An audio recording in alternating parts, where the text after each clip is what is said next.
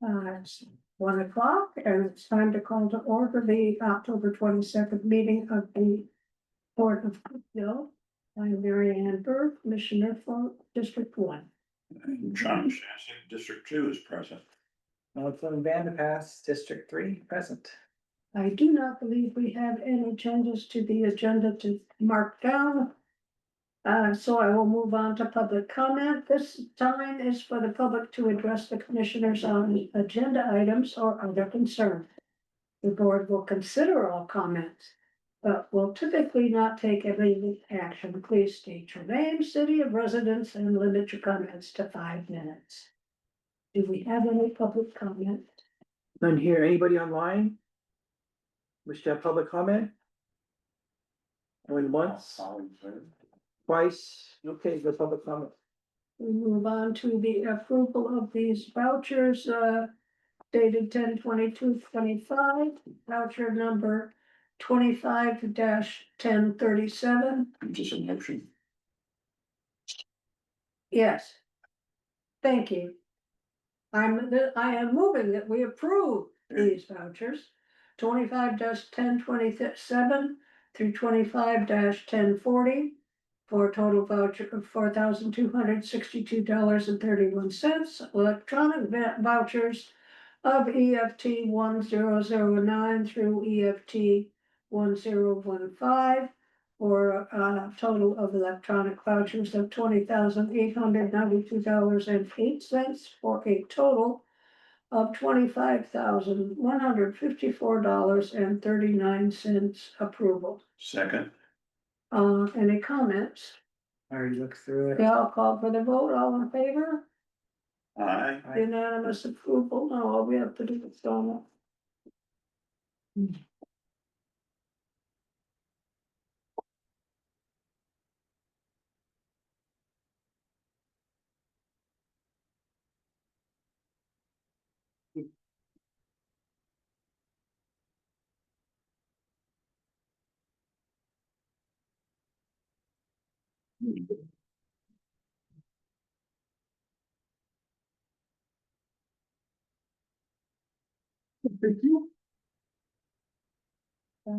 got Dawn, some of her financials.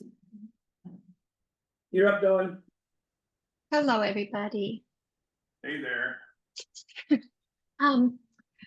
Right now we have a total of $116,225.64 in our available IDD funds, $2 million in the IDD invested funds, $71,217.14 in our available general funds, and $650,000 in our general invested funds.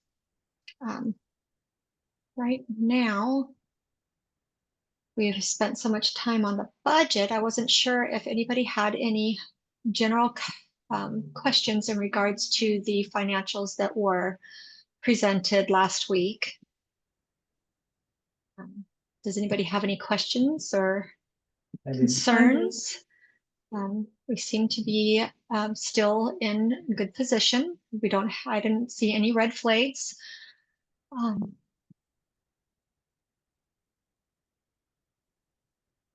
Okay. So is that the conclusion of the financial update? I think so, unless anybody has no questions, you're good. Thanks, Don. All right. You're welcome. Number 7, discussion of the budget. okay, That- would you guys like me to share the screen? Yeah. Sure, Yes, let's please. go over it one more time. Okay. Let me.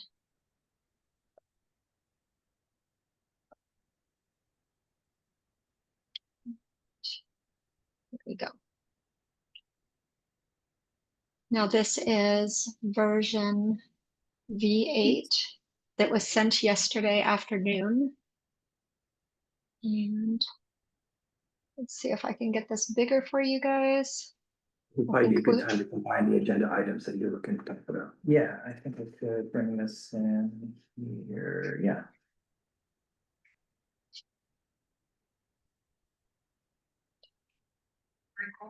I'll just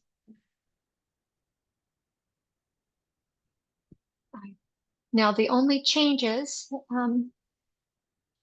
since bringing this general, let's see, I gotta get it all on here. And it's making me enlarge every one for you, sorry. All right. Definitely needs to get bigger. There you go. Perfect.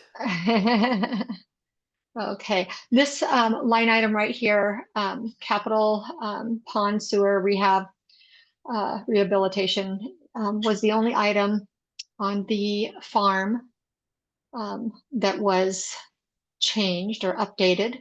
We reduced the end of year projection to 10,000 and updated the overall cost to be 250,000 in 2026. We met with the engineer yesterday and redid the plans. Some of the plans had to simplify. And so with the timing, we were not gonna start construction before the end of the year. But we were looking at between 8 and 10 grand of, to have phase 2 of the bid documents created. So that's why we made the change. Why does it say sewer next to pond? Because that's how the grant was, when the omnibus funds went to the EPA, that was the title of the fund that it was under. It was supposed to be water and sewer. We didn't have any water lines because insurance took care of it. So we fixed the sewer line and ourselves and paid for it. And now we're trying to get the money back from EPA. Which sewer line? On the We wharf. don't have sewers, we have septic. Which The line? sewer line on the wharf, the one that runs Oh, along at the the causeway. wharf. Yeah. Okay, We so, originally applied for funding to repair things at the wharf. And Uh-huh. we've since requested to use that funding on the pond. And they've okay, approved that, but that's why it's in. okay, it isn't just, I got it. It actually Thank you. says pond sewer rehab, so Thank you. Covers all our bases. probably all our bases, that's right. Yeah. Okay, now the other items that were changed was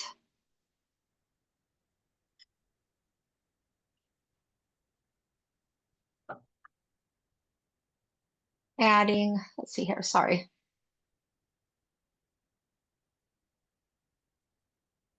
Increasing the executive director in case there was a layover in training. So, Or- so we accommodated for me being with, hopefully, my replacement for 2 months leading up to my retirement. This is, also includes, if I'm correct on, any support after the new executive director takes over, correct? I just put in 2 months in Okay. case we were lucky enough to hire somebody and was able to Train them for 2 be months. trained. Yeah. Okay. I figured that when we talked about it yesterday, I figured we had leeway in some of the other salaries, that if we Yeah. needed additional consulting from you throughout the year on different things, that we had wiggle room. So I Okay. didn't add anything. Okay, that's okay, keeps it clean. You guys Yeah. understand that? There's gonna be a layover, right? Well, there could be a layover. Yeah, we've budgeted to allow funds if we wanted to have a layover. Yes, If you want correct. me to hire an ED and train them, this is what this covers. I understand. Yeah. Yeah. So I had a concern about basically our conversation last time about whether a change in the budget would authorize like an immediate or January 1st pay change for Chris. And my opinion is that the commission should explicitly set Chris's pay. Mhm. And not just through whatever it says in the budget is Chris's pay. Instead of generic, you mean? Instead of. Instead of it just being in the budget and then that's what Don uses to choose what should go in the payroll, we have a salary, a compensation policy for all the staff and includes the executive director. And if we wanna change the current executive director's pay, not only should we change this range, but Yes. we should specify where in the range, we should specify the exact pay that we want the executive director to get and the date that we want that to be effective. Is that part of the job description though? No, but Martin has a point. I mean, we passed resolution 315 that put ranges for everybody. Remember, all the staff got bumped, there was a big range and so forth, and several of the staff came in at the maximum. He's absolutely correct. If there's gonna be any type of adjustment going forward, resolution 315 needs to be amended. Well- Or is the question? To even be you know, allowed. I think, is that having Chris available for training or, coming in for isolated per hour type help? Should that be a line item somewhere else other than It could be. compensation? That would be fine. My point is that the executive director's relationship with the port is negotiated with the commission. Right, We can contract, negotiate. If we wanna hire Chris as a consultant after his retirement, right. that's gonna be a separate negotiation. The budget is our plan for how much we expect to spend next Right. year. It's not tied to a specific employee, it's not tied to an actual pay change. We need to explicitly state what we wanna pay our executive director. And this policy gives, and our delegation of authority gives the executive director some discretion to pay employees within this range we set, but it doesn't give him discretion to pay himself within this range. Right. We have to decide what. So that comment there is really not accurate, is. No, it actually is. It is. See, I really doubt that on May the 14th, I'm gonna be able to hire an executive director and not train them for any. We're period of gonna be time. able to hire an executive. director. Okay, yeah, okay, I said we, so I'm wrong. The board will hire an executive director to replace me. Right. If your plan is not to have me train him, not 1 minute, then we can eliminate the extra cost here. Right, we want it there. This, You would. I'm not trying to dispute this cost. This Yeah. cost is in the budget to allow us to spend up to $110,000 a year next year on executive directors of any name. Yeah. But how can we decide in advance? Don't we put the top of the range into the budget in case that's what we do? Yeah, Yeah, Yeah, that's what we're doing. the budget Yeah. is our estimate of how much we Right. think we might spend, just like the pond just went way up because we got a We new have estimate. to do the maximum we anticipate for the budget. Yeah, it's our best. I think and back it what up Ma- like Martin says on that. Yeah. I think what Well, this is Martin, separate. I think what Martin was trying to get at is that right now Chris is at the top of his chair, 85. And in the budget, we have planned for 95. And Martin wants to know, does Chris get paid 95,000 or 90,000 January 1st? Or is the commissioners going to come together and approve 90 or 95,000? Right. I think The that budget is what says he's saying. the commissioners have not approved any pay change for Chris, Right. regardless of what ends up in this budget. Just because Don and Chris came to us with this budget and put a 95 there, that's not action that the commission took to change anybody's pay. I guess my point is, what Chris gets paid is not ED compensation. Here is for services rendered after you're an ED. You're That no would be as longer a an ED. consultant. In anticipation of his retirement. That's what's confusing me, Oh, okay, that it should be located somewhere else, like, Yeah, consulting. well, it's Consulting. actually not even on here. That's No. actually not even on here. Yeah, But- I didn't. but And I won't be a consultant. I'm not gonna go get a business license and do that. During the, So it was gonna stay on as an employee. okay. Yeah. Just, And that is all up to us. that's up to you guys. well, So when, Chris saying what he's gonna do is really, it's up to us. This is his proposal to how he thinks the transition. should all right, when does the new, let's say someone new is selected. And we're talking about 2 months of training with Chris. Mhm. Is the new person's pay start at that training time? Yeah, Yes, you Yeah. have to pay your employees for Yeah. We training. pay him a regular rate while he's being trained. The regular rate is whatever we negotiate with the new With him. employee. It's not related to what we're paying Chris. But Correct. Chris doesn't retire until May, and we're talking about it 2 months prior to that time. That The we would have possibility. done 2 EDs, is that what we're talking No. about? That's We the only have hope. one ED. Well, No, there'll be an overlap, Mary Ann. So yes, in a sense, I will still be employed here. Yeah. Let's say we bring someone on April first. Okay, I will Uh-huh. be employed here as the executive director, right? I will be training the new executive director. Deputy executive director, you Yeah. could Well, call it. whose, ED, because that's what they signed the Training contract executive as. director. whose signature goes above ED on all the documents? During that 2 month I time? think this is all up to us to decide how we want this transition to go, Okay, right? Okay, in my mind, I These are guess, valid. as soon as we would hire somebody, you know, whatever date that is. Then maybe we decide they wanna be, their title is ED. Yeah. Chris immediately goes into training Emeritus. title, Yeah, you could change my title. emeritus, you know, whatever, Sure, training mode sure. with a separate reimbursement.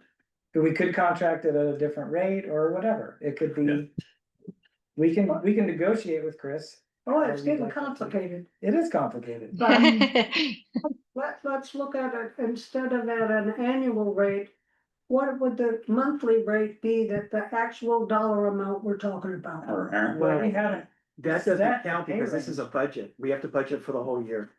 and we, Yeah, we haven't even put up a job rec or discussed a pay range for what we're gonna hire a new ED at. So we need to come up with a pay range to try to attract a talented person to come work for us. And then we need to decide who we wanna hire and negotiate with them on what pay will compensate them for their time. And that's unrelated to what we're paying Chris. so those 2 months, if Chris is staying on, he's like the ED emeritus. It could be, yeah. I'm hoping that a new ED signs a contract, let's say April 1, that gives me 6 weeks to train them. Yeah. That's what I'm hoping. Whatever my title becomes on April 1, the person who's coming on to the board from this team is gonna be signing a contract under an executive director title. Right, Yeah, So we can easily just change my title to whatever, I don't care. I mean, we Yeah. could set up his contract or her contract where until May 31st, they're deputy executive director in training, and then Yeah.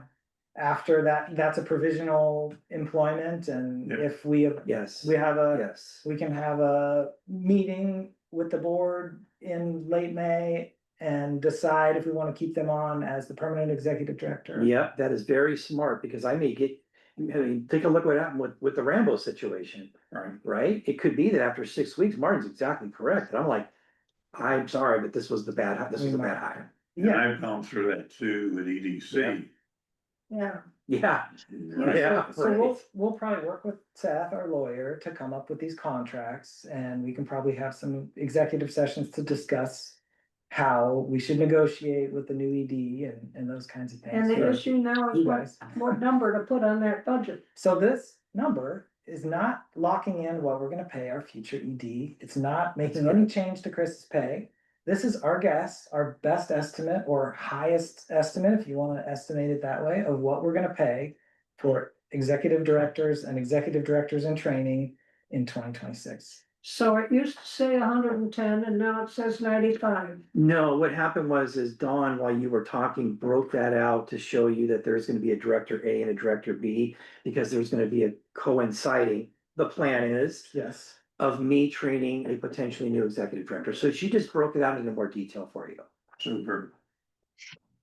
But it's Oh, actually. I see it, I see that now. If Maybe, you wanted an hourly, Oh, I'm asking for a raise, he's also separately asking for a raise, That's and correct. we can discuss that. which we can discuss that separately. okay, Yeah, so this builds in the opportunity, as Martin is saying, very well so, that the potential is there. Doesn't mean you have to hire a new ED for 95, but it gives you the range. He's also very correct. I didn't think about it, that resolution 315 needs to be amended, which we can do anytime. If we wanna, And I'm yes, also, if we wanna Yeah. have a range for if 95. you wanna have a range up to that. We could have a range that goes higher than 95, we don't have to hire someone at the maximum of the range. Correct. It depends on the person and the negotiations. Exactly, Yeah, exactly. Okay, so I think, yeah, maybe, what does that add up to? 110, Yeah, Yeah, Maybe 110, 100. 833. 120 to account for flexibility with overlap and whatever we might pay, what it might take to pay someone new. To Maybe. get someone new to be here, that would give us some flexibility to not be constrained by our Yeah. budget. And what Don was saying too, well, hold off on that, Don. What Okay. Don was saying too was, we don't wanna inflate too much, is that we will have flexibility in 2026 to manage our labor dollars. Because I really doubt we're gonna be continuing to bring on 2 full-time facilities maintenance people throughout 2026. Yeah, that's why I didn't do a That's why we guesstimation. didn't do I'm hoping that my training is so sufficient that you guys will never have to hear from me again. But just in case, you guys should build that in case. Number one, in case, well, that wouldn't work. Number one, if this person is hitting parts of the cycle during the year that we were unable to train in. Filling out certain reports, doing certain things, and then they get into the budgeting process in August, September. If you don't have budgeting experience, you just can't. Don does a lot of it, even most of it, but you need to come back and ask some questions. But I think we can cover all that. I don't think we need to plan extra. We can set labor up a for it. new contract for that with an hourly rate. Yeah. If we wanna hire Chris. Or my suggestion is just keep me on as an employee. It costs nothing to keep me on as an employee. Well, doesn't it? No, I'm already gonna not, have. not I'm unless gonna we have actually pay labor. him. Yeah, Oh, as an Yeah. hourly employee. yeah, as an Yeah. already employee. I see. Yeah, exactly. Yeah. And I'm already gonna have 5.5 to 6 months of employment costs in 2026. Right. We Still can keep you employed. on payroll as just an Yeah. hourly employee with no Yeah. regular Yeah. hours. We do that with our dock hands because they come back year after year, even though they say, okay, I'm leaving, we keep them active in our payroll system. Yeah, So when they so come you don't back, we have- just pick up.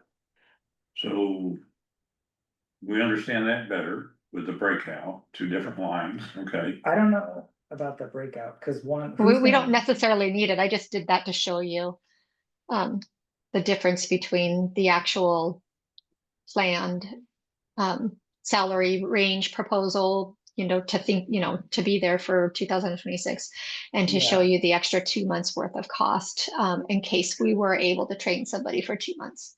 Maybe call that one overlap or training Yeah, costs for executive director, cause Trainer. it's not the amount executive that director, trainer. nobody would be actually making 15,800 in the year. No, 2 months. Right, but, this is an annual budget. It's an annual budget, so it's 2 months worth of salary. right, Ugh.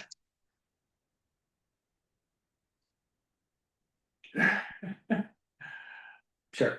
Does that make sense? That's Yeah, Yeah. and then the Yeah, one up will be just executive director. Yeah, not A and B, The range, or it's, right? You're budgeting for a range. Yeah. Doesn't mean you're gonna pay it, like yeah, Martin said. it's the maximum that we Mhm. expect And to. then get rid of those comments, I would think. We will, yeah, right now. Oh, yeah. Yeah, we'll go through looking at something. By the way, this version 8 is on the website, just so you guys know. Okay. This new version will be on the website as well. Okay, and then I looked back to try to find out if we, or if any previous commissions took an action to set the executive director's pay in the past. And it's hard to find those old records and stuff, but I haven't seen anything, so I wanted to make an action, I want to take a motion today to set Chris's pay at its current rate as of today, so it's on the record that the commission has set his pay. I didn't, Second, Well, I didn't quite do it, but so you're keeping it as it is for 25. for right now. If that, and then to change it again would require a new motion. no, is that true? There's nowhere is the executive director's compensation. Well, what happened was, let's see, been 8.5 years, I had my first and only formal performance review at the very end of 17. We did a performance. And then review. you guys did one where you went into an executive session, gave all your input, and then I met with Mary Ann. Commissioner Burr, and she gave me all your feedback and input. That's right. That's all I've ever had. Mhm. So those are the two raises I've had. Well, I don't think that was associated with the raise when we gave our input. This one. I don't remember. I thought it was I thought it was a roll because we put my raise into the budget 2 years ago. No, that was, 285. that was just this spring, I think, when Mary Ann did that. Trying to think, can't remember the timing. Yeah. I'm not sure. Forever ago. No, you had one with David Day, when Day was, because, I remember, I've had two adjustments. yeah, and one was when I wasn't here and one was when you were, When you when were I, here. yeah. There wasn't one when we had our. Right, the whole time I've been here. Oh, that's even right. making 80. That was just a review with no, Yeah. I was already at 85 and it was just a review. Mhm. So I just wanted to make a motion, so I'll make a motion that the commission sets Chris's current pay at $85,000 a year, effective today, What year are you talking about? today, But that's what he's getting now. yes. It's not a change, Could we Just word that to say clarifying. commissioner? That we establish the executive director compensation salary be 85,000 maximum. Well, you did with resolution 315. That's why I'm a little we confused. set a range, That's why I'm a little confused. well, so. I don't think you need a motion, Martin, but I see what you're doing. It's just transparency, right? So who decides what he gets within this range? You do. When did we decide that? That's what I'm trying to decide right now. It was decided- No, my raise from 80 to 85 was done, I believe, was it 2 years ago, Don? Yeah. And I I asked believe, for a raise, I said, I'm gonna put a raise in, and that was David Day, wasn't it? yeah, I think that Yeah, had to I do said, with I'm gonna that. put a raise, I wanna put a raise in, and you guys, they approved it, the Right. board approved it, but it wasn't, this didn't- wasn't in. I didn't see it in the minutes. It may be in there. I don't. I don't think it's in the minutes, I think it was all done in the budget, because we discussed it. Well, that's what I'm trying to. You're clean trying to up here. formalize that. That we should say specifically what, so if anybody goes around looking at what, how much is this guy supposed to make? Who told him he could make this? We're telling him, Yeah, This is how we're much you- moralizing it in a motion. that's what I Those, was. I uh, don't know if it's necessary. resolution but- 315 have an attachment that has the numbers in it. That is resolution 315, right? Yeah. So this is This is it, the attachment. this is Yeah. the attachment. So, So if there's an attachment to that resolution, why do we need something else? We already passed. so this it. gives the whole range that the executive director I should see. receive. And I'm saying we should do an additional, because these ones are ranges the employees receive. Uh-huh. I and think the all that ED Martin's trying to do Actually, is, Hang on a second. I'm sorry. These ones are ranges that the executive director has discretion I to see. set himself, but he doesn't get to set his own pay. We have to set that. Perhaps it would be a good plan going forward to every year establish what the pay is that year for the Person. ED. Exactly. And that has not been done for No. 2025. We have not That- passed As a, far as I know. yeah. And it doesn't have to change on January 1st. We can change It payroll. would whenever we just want. be in the record that from January to December of the following year, it sounds like something that would have to be passed in December. Or in this case, you are I'm proposing passing it late now. for the rest of 25 and the part of 26 that. Going forward until we change it again. Yeah. It keeps going And it until we would be change it, changed when we have, when we take action, whenever we want. right, And we don't know when we're gonna find Chris's replacement. no, but we know he's out of here in May. Right. Right. but I'm And just then saying, we're adrift, if So, we haven't yeah, got one. so my proposal going forward, I'd like to make a motion today, setting Chris's pay today. At effective today, and then sometime in the future, before the end of the year, I think we should update this. Resolution for next year Yeah, with all of the ranges could be updated. do we put? And we should also give a specific dollar amount that our current ED would make for 2026. Would it add to transparency if your motion included the Well, point where it might be changed, that it isn't an annual event, that it Well, was happening? No, because the And resolution does that. But then what happens if we don't take action before that date? When it Well, changes? no, I'm not saying a specific date, just that this, you say it's in the resolution Yeah, already? What Martin's doing, he's creating transparency in a process that we, this board, because we're so small, we work so intimately together. It's like I come in and I ask for a raise, and we discuss it during the budgeting process, it gets approved as a raise, it's in the budget, we move forward, and I think Martin is trying to make this a little more formal and even a little bit more transparent. So there's two things going on, is one, and correct me if I'm wrong, Martin, is that he is correct in that that resolution needs to be amended, and we will do that the next meeting. Okay, because you want a range at anything for the next executive director. But when you put a number in, you need something about the time it takes effect, so do you Yeah. put at this time, That's right. you put the Well, words. at today, I wanna put in effective today for my motion. If we, in the future, if we wanna, we should update this and say it's effective January 1st, 2026. Mhm. We could also, when we update the ED range, we should specify exactly what we want our current ED to make, starting on January 1st, 2026. Yeah, I'm just trying to Or a figure out range. what I'm gonna be voting yes on. Yeah, well, let me make my motion and then we can. Yeah, discuss that's it. great. So I move that we set the executive director's salary at $85,000 per year, effective today, consistent with the compensation program adopted last December. second, All in favor? Discussion, Unanimous. okay. Okay, Thank you. and then if we, yeah, I have some thoughts about next year's pay and the raise Chris asked for. I don't know if we want to discuss that now.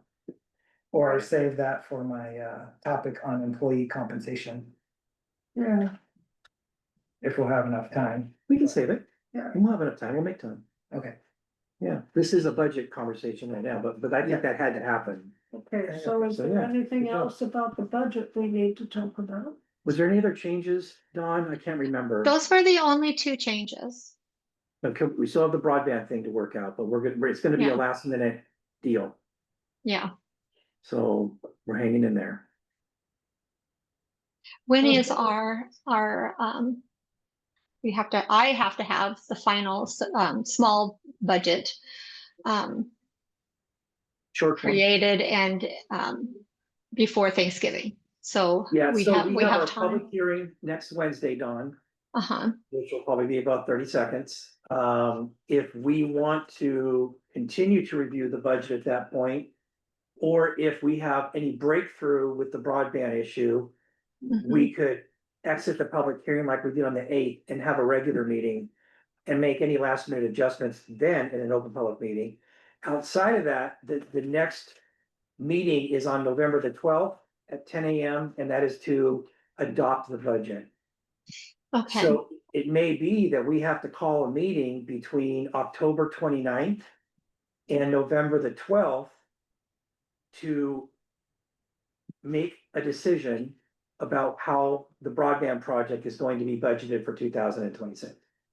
So it may be that we have to call a special meeting and just have it. And it's possible that special meeting decision making would adjust the budget?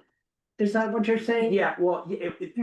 actually, something has to happen, Mary Ann, because right now, we do not have a budgeted item for broadband in our. Right, So it's either we have to put all that grant money back in and put it back in the budget, or we got a budget for the expense of possibly paying back the money submitted for reimbursement to date. So one of those two things has to happen. That's why it has to happen in that time. Yeah, Yes. yeah, exactly. Got it. Exactly. Yep. Okay, Exactly right. now the next item is. You guys have any more questions on the budget? Oh, are we done with budget? Yeah, those were the only two items that were changed and needed to be discussed. And right now we're just Okay. playing the waiting game with the broadband. Okay, number 7.2 is the discussion of the farm solar panels. Oh, yeah, this is new to you guys, but I've been, kind of took it upon myself, since I'm an electrical engineer, to kind of take a look at the solar system and try to understand how it currently works and what's broken and stuff.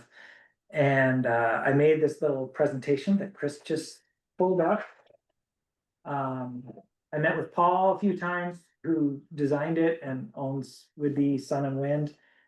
And you know, looked through all the equipment and how it's hooked up. He showed me all these things, and also looked at which of the parts of it might be currently failing, and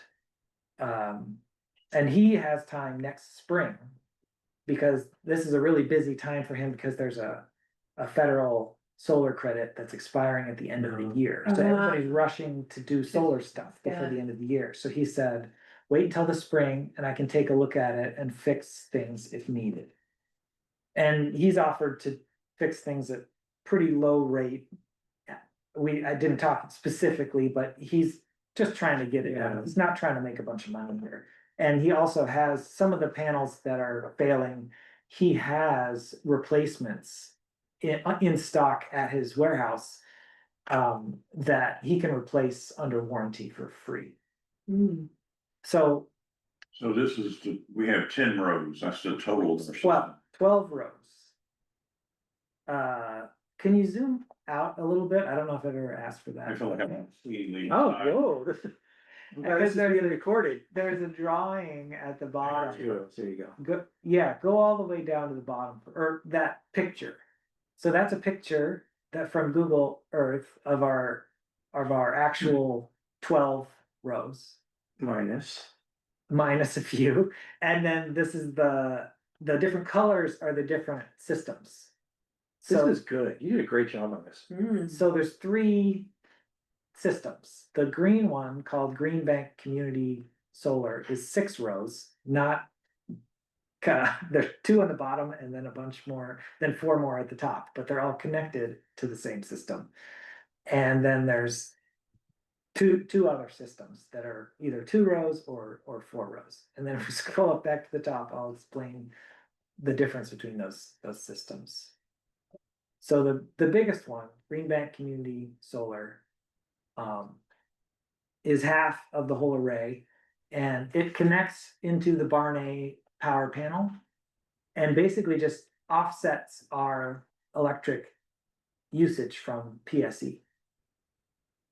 So we can track all of this. There's online trackers that track it by the minute of how much energy we're getting, and you can add it up throughout the year and everything. 25%, right, Martin? 25% of that group of solar rows is diverted into Barn A for usage. No, That's what I it's was not told. a fixed percent. It varies when the sun's out, when the shade is. Oh, that's what I was told by the guys. I think maybe it offsets about 25% Okay. of our electricity use. I thought they wired it that way, that they wired 25% of that bank into Barn A. No, all of that bank is wired into the Barn A power panel. And at the time, like if we're currently, say all the heaters are on in Barn A and the restaurant's doing stuff and the fridge is running and we're using a ton of power and it's sunny out, we might be producing enough power from the sun to almost produce all that power for all that usage. But then we would be buying a little bit of power from Would-Be Sun and Wind, or from, sorry, PSE. And it's constantly, there's electric meters that are tracking how much we're getting from PSE and how much we're getting from our solar. Yeah, And right. then there's other cases where it's sunny, but we're not using much power. And then the power is actually going into the panel and back into the power lines and feeding other homes. That's because we're grid tied. It's a grid tied system. So there's times when it's sunny out. That's that our we're not- compensation though, right? Is That's that- that's the next. That's the, okay. So this system basically just offsets our usage from the Barn A panel. And if we didn't have this system, the amount of usage for Barn A, our bills would be Would increase. $10,800 per year more, so almost $1,000 a month. we're getting in- From in Puget Sound value Energy. from that. It's not a check we get from them, because they're just not charging us for that power because we're generating it. But if we weren't generating that power, we would be buying that power from PSE. It's an offset. It's an offset Mhm. of our bill. And there's a few things that are failing in this system now. These are about 10 years old, these systems. Or maybe 12, yeah, around 10.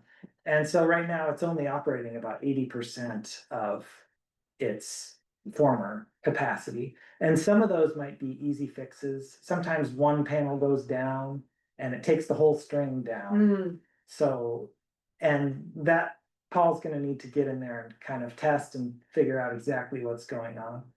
And that system, they all use different hardware too, different brands of panels, different brands of inverters, because they were installed at different times. And so that system, the inverters are readily available, and there's one that's down, and we may need to replace it, or it may just be able to be fixed when Paul looks at it. It could be just a wire loose inside or something that needs to be tightened down. But we get a much better value for that, for the production of that one than the next one. So I'll talk about the next one. The next one doesn't go into, is Island Community Solar. It's 4 rows of power of solar panels. And we have a direct contract with PSE. It's called a power purchase agreement. And it's not tied to our electrical use at all. It just goes to a meter and just goes into the grid. So it doesn't matter what we're using. We have a contract with PSE that tells us that gives us a rate that they will buy the power from, and whenever it's sunny, we're selling them power. So the payments are from PSC. And then we get payments from PSE PSE. every month. Okay, so are some of the panels sending electricity to Barney and some of them sending it to PSE? Exactly. Okay, so then we have two simultaneous business agreements, one with Yes. ourselves and one with PSE. Yes, Depending on which row of panels we're talking about. yes. It's Thank you. pretty complicated that way. It seems unnecessarily complicated, but when they created it all, there were different incentives for these different types of systems. And so I'm sure there was a reason they did it this way, but So there's 3 different suppliers of panels over time. yeah, Different companies. two or three, yeah, Are all of them still in business? no. So the person you talked to is the only remaining business that still exists? The person I talked to is not the manufacturer of the panels. It's a local company that installs panels. So aren't the other 2 companies, local companies that install? No, they installed all of these, Oh, okay, so. but we just gave them names. They were assigned these names when they were created. We just created these names. I see. It was a program to make money during the rebate program during that time period, 10 years. Okay, so these aren't No, these aren't. Community No, Solar, it's not a it's a company. title made up by. the Yeah, Corp of It's just the name to See, describe. It looked to me like it was the name of a company. Yeah, it sounds like it, yeah. Yeah, But no, it's not a company. It's just a name we call those solar panels, but so does each, like Island Community and Cascade Community, are the panels supplied under that name from different companies?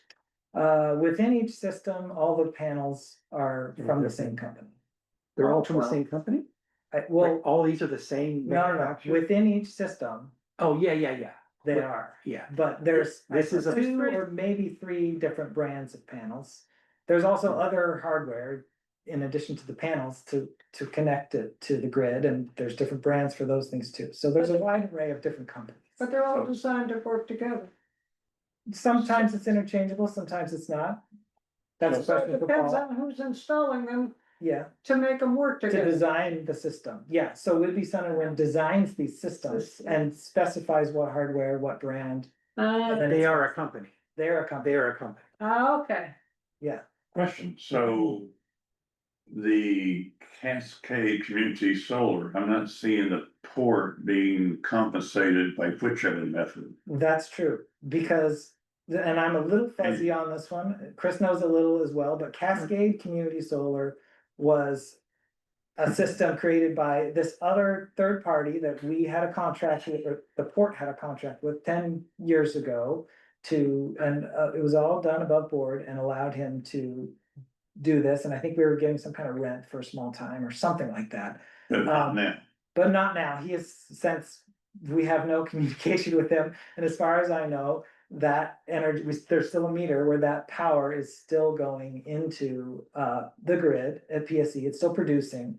But we're not getting those checks. And who, this private property is getting paid by Puget Yes. Sound Energy? Yeah. $769 a month, but not A paying year. rent. A year. year, A year, it's gonna be a year, it's not very much, but we're not renting that land to. we're not collecting any rent. It's an opportunity if we were to find this guy. And last time I talked to him was 2019. Last time I talked to him. On the island, or was he off? No, he's off island. Okay, No. And no, But I guess, it's an I opportunity. know where you're going, we could try to get rent from this guy, and I agree, we should, but I just wanna emphasize that. Those are relatively small systems, and because of the fees and everything. As far as I can tell, if he's getting the same rate deal that we are from PSE, which he probably is, then it's only like $700 a year. So there's not a lot of money to recoup from him, but if we could get that or charge him $200 a year, that'd be great, but I don't know what. Our lawyer would charge to write up a lease to collect $200 a year, It- but we could look into that. huh, interesting. If Yeah. we're not getting any lease money, and there's that space available. Is the owner of that who's getting the money from PSE, is there a contract with him that's perpetual? I didn't find or like, I think there are contracts, but I didn't dig into the contracts of when it would, the details of how that should have happened and whether we're allowed to charge him lease. I had a layer of my knowledge of this situation. Sure. I looked at Whidbey Wind and Solar about doing on a piece of land next to our home to do a solar project. Way too much money. Mhm. I heard that the port was doing a project down at Green Bank Farms. I met with David Day. And he said, okay, yeah, we're doing something down there. What has happened is the state had a rebate program, but they wanted state people. So there's all these out of town lawyers and dentists and people like that put money into one of these projects. Yep. And they didn't like that. And so they ruled that the credit that they were gonna give that project, they weren't gonna get it. So it blew up the financials Yeah, because they were out of state investors. there was a lot of stuff going on 10 or 12 years ago. Yeah. I mean, I think it was all legal, it's just, there were all these incentives to get people to be early adopters of these things from the government. And the reason I'm sitting at this table Yeah. is because I was meeting with David Day about the solar Yeah. project, and Marshall Bronson walked Yeah. in and said, you should run for office. And they've been hugely successful over the last 10 years. This has produced all of these combined, including this other guy's panels, have produced about over 2 gigawatt hours of power, which is the equivalent of roughly $200,000 worth of electricity.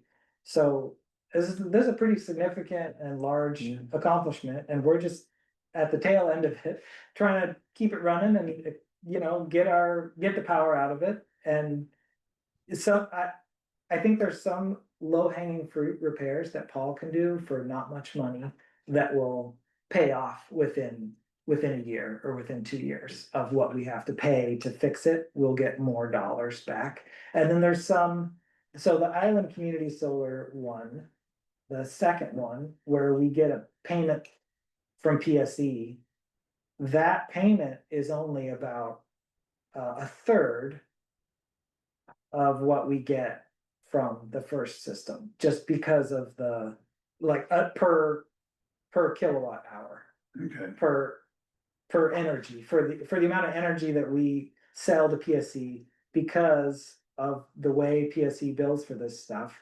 That system, we don't get a very good rate, but the first system, we do still get a good rate. So if we wanna make repairs on that system, it might not be as cost effective, because those repaired panels won't get us as are the much. repairs, is our staff qualified to do some of No. this? You need to be an electrician. No, yeah, we can't do it. We try to maintain them by washing them off with a mop and warm water every year. Okay, But yeah, you need Yeah. licensed electricians. okay. Yeah. It's hard Who specializes in solar panels, but they don't know. with the sun and wind. Paul's a great, The Paul's a people, really and knowledgeable. he's on board, he designed all this, he knows how it all works. Yeah. Yeah, Since we, other than you who won't be here to help. And I don't believe John have any particular knowledge about these repairs and which ones are important and which ones aren't.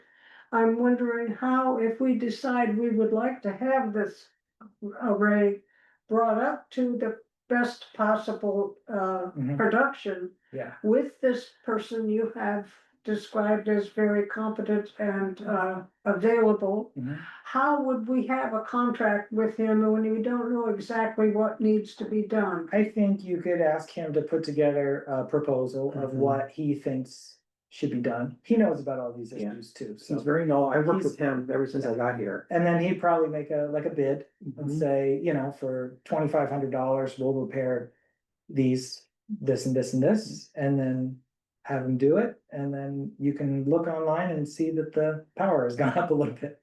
It could just be an estimate that we would agree up to pay. Yeah. And it's kind of an ongoing thing, there's hundreds of solar panels, there's thousands of connections.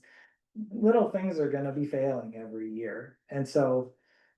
You might wanna have them check it out every year and be like, oh, does anything go down? Can you come by for $100 and take a look at everything and decide if we need to fix Yeah. anything? Does the port have a small works roster?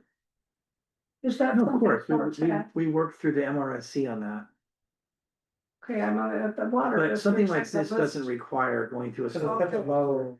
Yeah, yeah, Because water districts are required to have a small works roster where you know who to call when something happens, because here they've already agreed to be.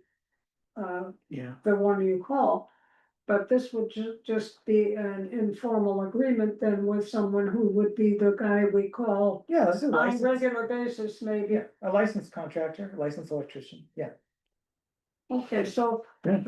So is this something that's likely to happen soon? Well, Or is- he's not available until spring. No, it'll happen Spring, next but we year. could put that on the to-do list. Yeah. As far as, because you would leave all the contact information and all this wonderful presentation is Yeah, gonna so- stay here for us. Right, so I made this for you as Oh, a thank reference you. to refer back to when you're looking at Paul's proposal and be like, Yeah. okay, I can see that makes sense. Us and anyone else who comes up onto the board will have this to Yeah, refer. Mhm. exactly, yeah. Yep, so that's all, I just wanted to Yeah, wrap it's this awesome. project up and put it all out there so you can see. So you're gonna forward this to us, Chris, just so we Yep. have it in our, Absolutely. okay. It's already saved on the network, and then we're already keeping an eye out for grants. Sometimes we have local grant opportunities that come up. So that last little bit where the person's getting the money directly from PSC. Yeah. There's no solution to that. And we need to get lawyers involved, I think, or if we can get hold of them, just ask them. see what I he think thinks. if I got a hold of him, he would just sign it over like the others did for $1, Maybe, Yeah. yeah, and then. We'd get the money instead of him. Yeah, I would add it to to the contract with PSC right now to add that in as a selling it back to them at whatever current rate we are. yeah. And since the top deal was the financially most lucrative for the port, Yeah, why is the second deal? Can it be rolled into that type of? I deal? don't think they'll let us do that. I don't think they'd let us, well, we can talk, Paul knows all this, cause he's constantly dealing with PSC. Yeah. That's like a PSC policy type of thing, but I don't think they would let us expand that system. Because they know it's a really good deal for us and they don't like it. Huh, And that's why I okay, signed a multi-year contract with PSC to lock in those resale rates back to them. okay. Yeah, they're not necessarily trying to get us the most money. They're trying to kind of, But they're also regulated too, aren't they? yeah, there's They're kinda rules. regulated They have too, to so- follow all the rules, but. Yeah, Okay, yeah, okay. yeah, good job, Martin, really good. No, job. thank you so much for that. And now 7.3 Green Bank Farm Water Supply, which has been my job every day since I offered to do this. And it's probably more complex than the solar panels. And I will start out by saying that I really appreciated Mary's help in going through all the files here to send me everything that was associated. And I also have spent an awful long time online. I have talked with our Whidbey Water Services person who's in charge of the testing, but I did not talk to anybody else at the state or county level. And I'm glad I didn't, because the short story, very short story, the shortest story I can give you Mhm. is that I took this on because we were talking about adding new buildings on Green Bank Farm. Mhm. And the very short answer is our water system is approved for 5 connections. In the past, the documents have listed a much higher number because they did not understand the word connections. Connect means connecting to the main. The health department, which is in charge of water once it comes up out of the ground from an aquifer, has always said that Green Bank Farm has 5 connections. Like each building is a connection? There are 5 buildings and each building is a connection to the public water system. You see, there's so much. It's Okay, I want to very ask you a difficult. question. It's very difficult to get it in a sequence that someone who's new to the So, issues. so what are Can the 5 follow it. buildings? What are the 5 There's buildings? this building, the 3 barns and the caretaker cottage. So the caretaker cottage was one of them, That's right. okay. That's right, and that stems from the, one of the problems has been that all of the communications have gone right past each other between the port and the state ecology department because of the vocabulary. A connection doesn't mean to the store, it means to the building the store is inside of. That's the first confusion. Another confusion is that there are 2 kinds of ways to get permission to use water. And they have and there are permits which give the applicant the permission to start work on gathering everything they need, and once that is done and all approved, they get a certificate to use water. Right now, the only certificate that was issued was to a family farm by Chateau Saint Michel in 1986. That is the valued, and I've got a copy of it. I've got copies of everything. Mhm.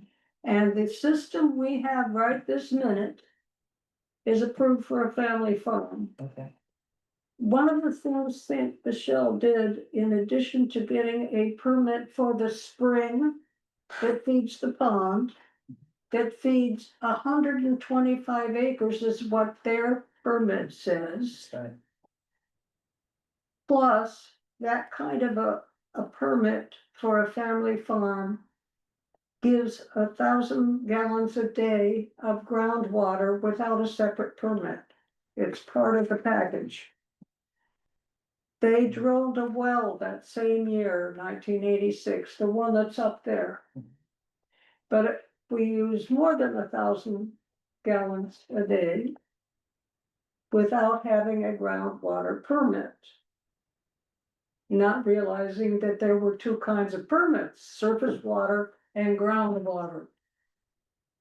Ecology is in charge of both kinds of permits. But if you are going to use more than the amount allowed for a family farm, there should have been, at some point in history, a groundwater permit. In 2004, in 2004, I think the water well report for 86. In 84, which is in this stuff somewhere, Blankenship was running the Green Bank Farm Management Group, and she put in an application for another surface water permit. I think what she really wanted was a groundwater permit for the well, but she didn't know the difference. And the problem is not understanding what you're asking for because you don't know the vocabulary. Are we still on the short story? No, I got lost. Well, Yeah, one yeah. thing to throw in there that's actually kind of key in this, to tie it in, Yeah, was when they built the third building, we call Barn C, uh-huh. that never got fully permitted. I was, From the water perspective, Martin, that is correct. That's the call I got in March, April of 2020 when COVID hit. Was, hey, there's this permit here from 2004 by Blankenship that never got finished. yeah. You guys now have to go every month and take gallonage readings and do all these different things. So we've been doing all of that since 2020. Oh, see, I They didn't finally know came that. back and said, hey, now we've got these multiple years of what you've been using. You are way over your permitted usage. That's information I didn't have, you know. And it was open since 2004. They never finished it. Yeah, So well, Blankenship used to be working for Green Bank Farm Management Group and got laid off. Okay. And she got very irritated and ran to be a port commissioner. And for a while, she was a port commissioner for District 3. Okay. Yeah. mhm. And her whole reason for existence to come to meetings was try to screw Green Bank Farm Management Group. Wow. And Marshall Bronson and whoever else was sitting next to him spent all their time going, we will not second that motion. We will not second that motion. Well, I So guess anyway. my question for you. Yeah, Is there anything that you found that we should do? not unless we want to spend huge amounts of money and hire a civil engineer to design a new water system for us. Okay, The directions for expanding an existing system, which is what we have. It would need a groundwater permit. And it would need to be expanded for any new buildings on the property. And the directions for that are 157 pages from ecology. Yeah. That's, So it's not that buildings in the future are a bad idea. It's just we have to factor in the problem of needing to upgrade what we've got. If we're going to keep what we've got strictly legal, that well needs a groundwater permit, and that again is expensive. And the directions for that are like only, 47 pages. okay. So question. So the caretaker cottage was one of the 5 buildings, right? That's correct. Does that mean that it's a little bit of a low hanging fruit that we wanted to revive? Because we used to get rent off of that building. I Mhm. It understand. was a, and not, it was a nice old chunk of change. Is that where our focus should be in the short term? That we try to figure out how to get that building replaced to become a revenue source for the Port of Cookeville? In order to replace a building for water use, it has to be for the same use of the one you're replacing. You can replace a barn with a barn. I don't know about residential. Residential is a whole nother complicated ball of worms for health department. they would have to do a lot of, we would have to have a lot of help to make, that space, usable in a way to produce money. We do have a contact now at the county health department that would help us understand these policies and rules. I really applaud the meeting you had there because it opens up a lot of doors for us about future use. Yeah. Thinking of the water issues we have here and emergency preparation. Yeah. Those, getting the water all organized would certainly be aided if we were trying to become an emergency Facility, yeah. place.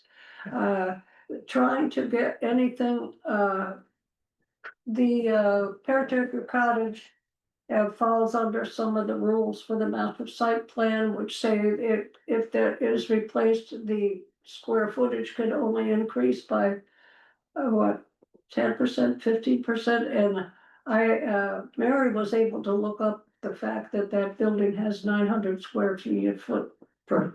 So it would have to be very small. But it sounds like an easier, project than a multi-purpose building. Oh, Probably. heavens, yes. Yeah, okay. But I hope the it's- board pursues a multi-purpose I building do in the too. future. Yeah, in the I future. really do. Right now, The money we're, is there. we're under everybody.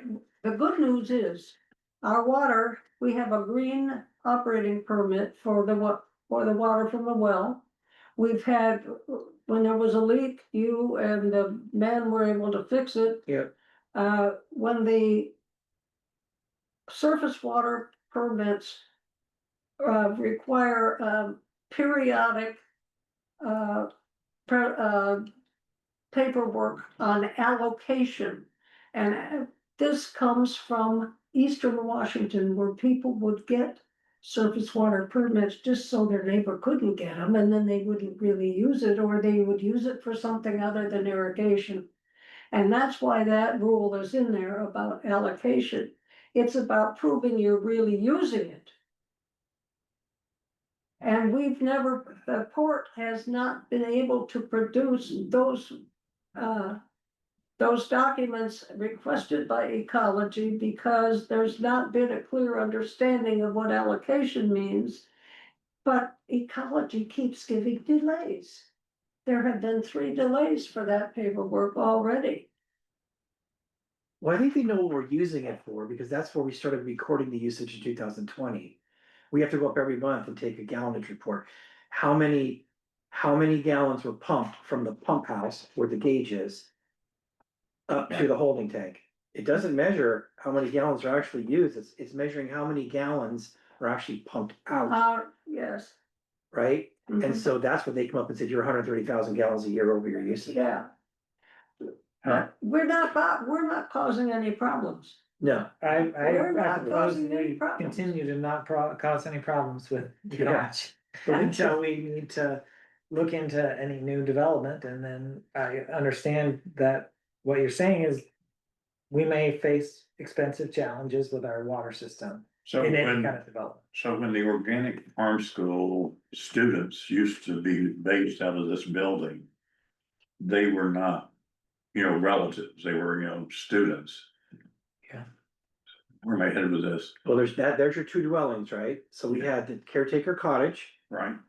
They were living there, and they were also living in here, and that's what our special use district allows, for 2 residential units Okay, on the property. And it's because the Green Bank Farm Management Group Put that wrote in. that. With, And- through the Whitby Communal Interest. Yeah, And I also saw email correspondence back from the head planner, John Lanier, that, if we were interested, I almost don't bring this up because John's gonna get excited, but if we were interested in more housing at this Mhm. site, we could propose a code change to Island County. and as soon as you expanded the water system under the 157-page Yeah. directions with the civil It engineer. would still be the challenge to it get could the be water done. usage. All of these things, there's nothing bad about any of these ideas. It's just can the port actually make them happen Yeah, with solve this staff problem. and money, which we don't have. We can solve the sewer problem, we can expand our lots, I'm very confident in that. But we have to solve the water issue, Yeah, but Martin, through his connection in that meeting, uncovered someone who gave a lot of answers where no one else could give us answers. Uh-huh. And who And was that? expanding workforce housing is something that is actually available here for this property. So who were you talking to, Martin? are you talking about John Lanier, the head planner? Yeah, Yeah, those emails he sent were just gold. yeah. I still have in my inbox, I read them every once in a while to get in a good mood. It's not about water. He's the head planner in the For Island planning County. department for Island County that makes decisions about permits, about what's allowed in different zones. Okay. And so he was reviewing our special purpose zoning district and telling us, I was asking questions like, could we build a new building? What's this 500,000 square feet? What about the caretaker cottage? And he came back with specific answers for all these things. And But it doesn't have to do with water. We still need water. That's the issue, because if you can't provide water to new buildings, you Exactly. can't get a permit. He's just talking about the zoning. Yeah, Yeah, yes, but and you so answered some great questions. Yeah. there are many Yeah. aspects. Yeah, you need zoning, you need water, you need You need sewer, you septic, need yeah. money. Yeah, and I'm gonna keep all these, and I have copies to put in the port files somewhere, so at least these documents have been gathered in one place. Yeah, That's part of the problem, finding out what we've got, yeah, okay. but we've found a lot of that now. Well, thanks for putting all that together. Well, it was an adventure. And one thing would lead to other things, which led to other things, to finally understand what the words meant. Sure. That was the key. Is there anything else about the water? No, except our water here is very safe. Excellent. And we'll move on to the new business section, which starts with open public meeting start time. What's that about? It's not for me. John,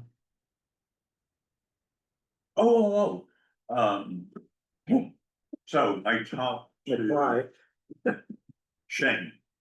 And, so he's involved with Island Senior Resource down in Bayview doing Meals on Wheels.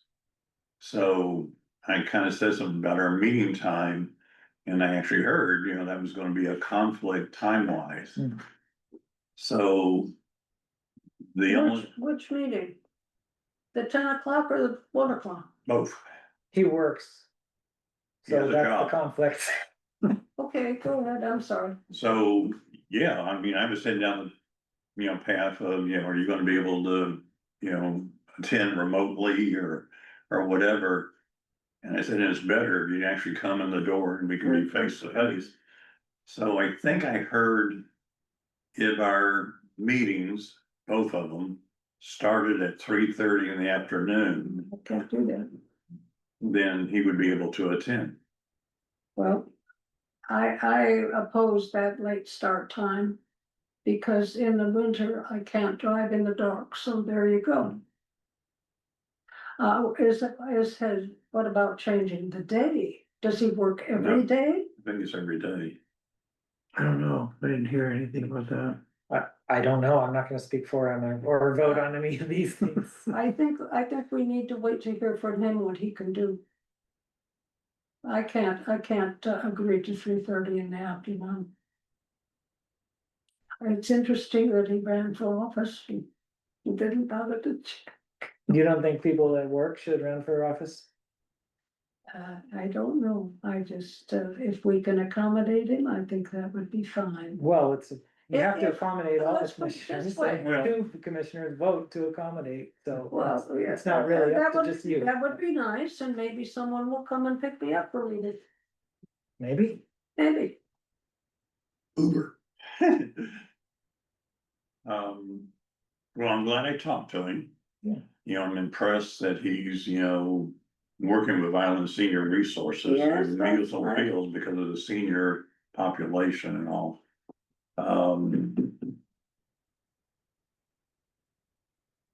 I mean, there's some parts of the year that 3:30 is not that dark.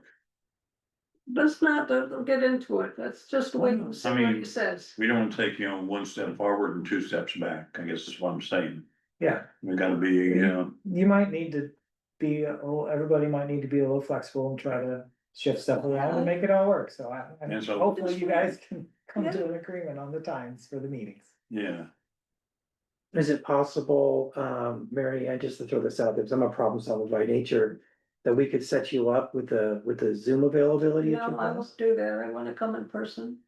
Let's just wait and figure it out, there are ways to figure it out. That just was just put on me and that's my initial response, but it doesn't mean that has to stay that. We'll wait and negotiate with Jane I think about that the makes time. sense. Yeah, I agree, we don't know, We don't know, we know Is it- very little. he's got some hard, tracks to follow, because we've had a great, commissioner here. Yes. yeah, and my schedule as a farmer is flexible, so I'm usually, well, this is my busiest farm day, but. Yeah. My wife is farming while I'm gone, so. Okay.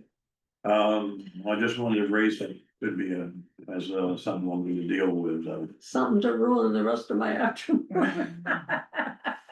Okay. All right, now we have our discussion 8.2 on employee compensation.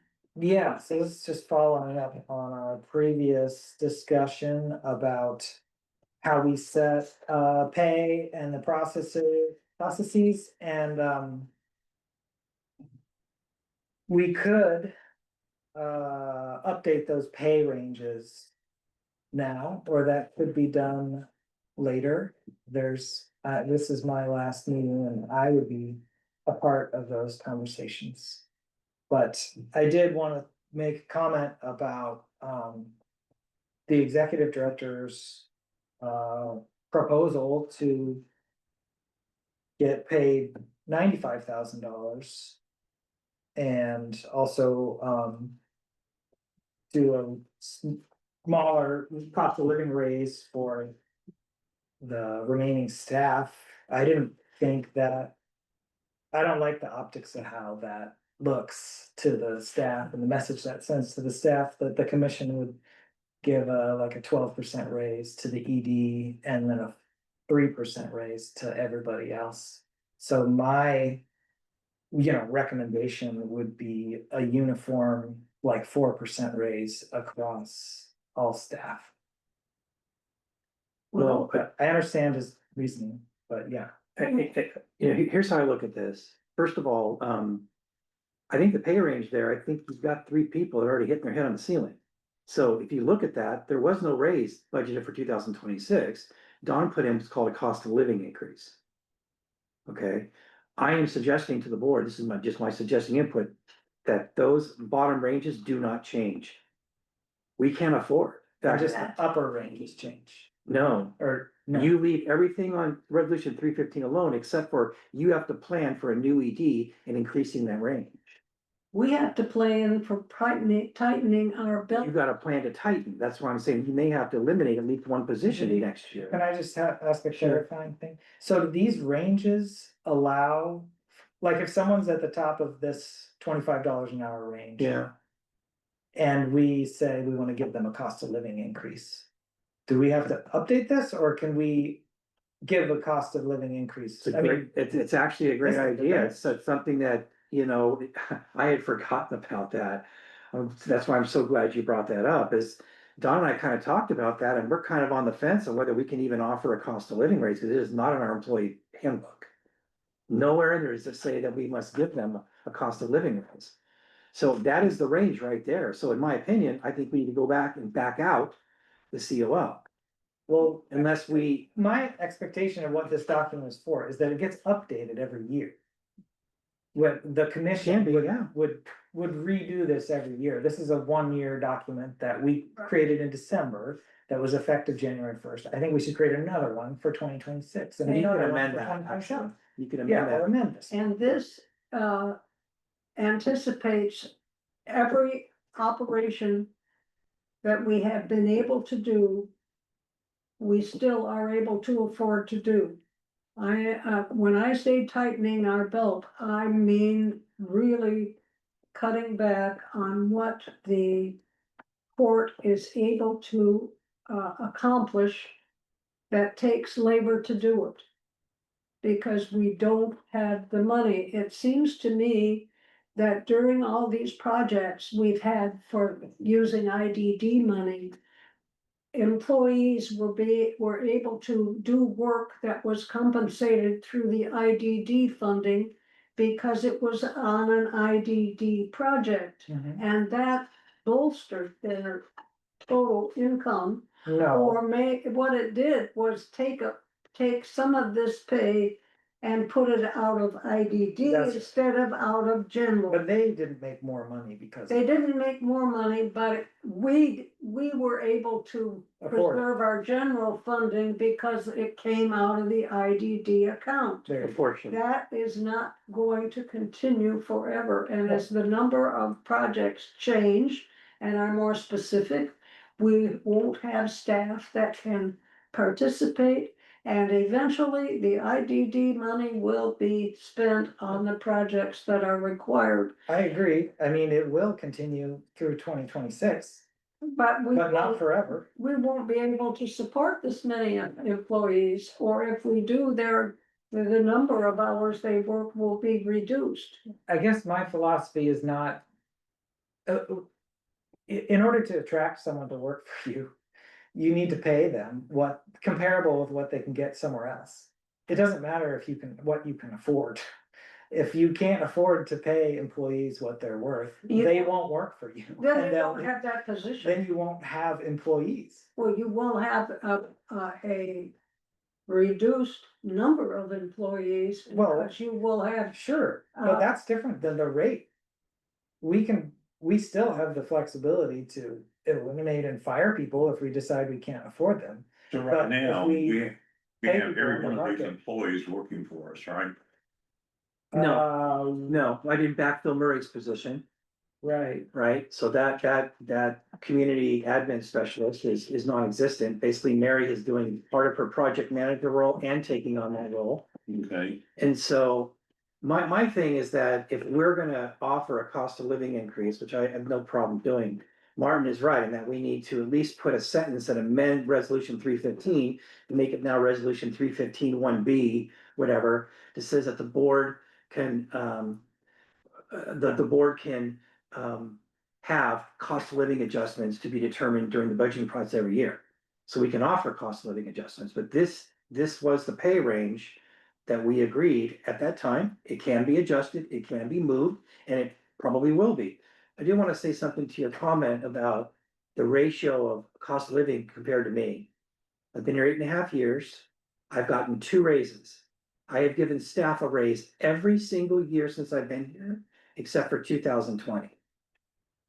The other thing I want to say is that I've been here 8.5 years. The new executive director is gonna come in. The money's gonna be there to do future projects. I've raised over $15 million for the port.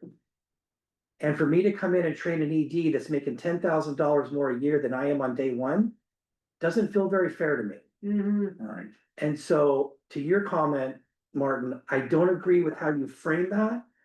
Because I have literally worked here 8.5 years and had 2 raises, because I put all that time and energy into building staff. So if you wanna take a look at what they were getting paid for the community admin role when I started, it was $17 an hour. Now they're getting paid over 50,000 an hour, so you wanna take a look at how that percentage increase actually increased. It doesn't really represent true numbers, so I just wanna be transparent in that process. And so- yeah, so- I recognize there's a lot of history there of what people were getting paid in the past and stuff, I guess just looking at what we have now and what we're proposing to change in the next year, I feel like big pay increases. Should be given to employees for their future contributions, because you want them to stay, and, Okay. yeah, that, Yeah. if, that's why. We did that last year. He's got. Yeah. So, couple of questions, or maybe just one. Where, do we have any open positions, because we can't, find anybody willing to work for these rates? Oh, no, we're fully staffed. In Okay. fact, I think we're overstaffed. Number two, where is everybody in the minimum, mid and max range? Is anybody tapped out at their maximum on this? I mean, do all the employees know what everybody else makes? I guess it's public Yes, record. oh yeah, absolutely it is, Okay, absolutely it is, yeah. Let me see if I can get this thing up. in my previous employer, Yeah, they it was- definitely didn't want us to talk about what other people made, Yeah, but that's Yeah. fine, I prefer it to be public. yeah. So, I mean, are we tapping out currently? Yeah, so you can try to see what the real quick. Sorry, what I had digitally on there. So the project manager is tapped. Wharf manager tapped, community relations was tapped, and both facilities maintenance were tapped, basically everybody.